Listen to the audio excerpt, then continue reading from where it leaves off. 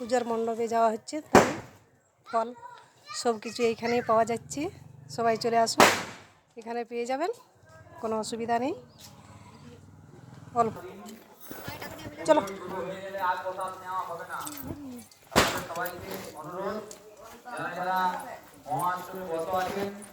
আপনারা প্রসাদ দিতে চান পূজা মণ্ডপে চলে আসুন, এসে আপনাদের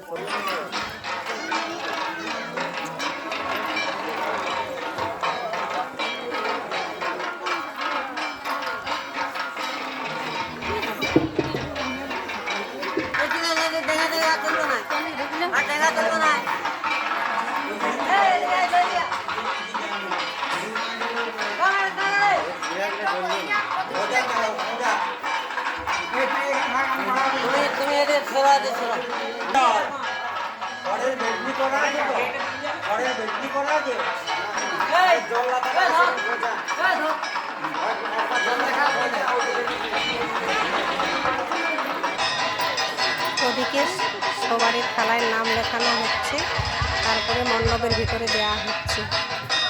দেখতে থাকুন।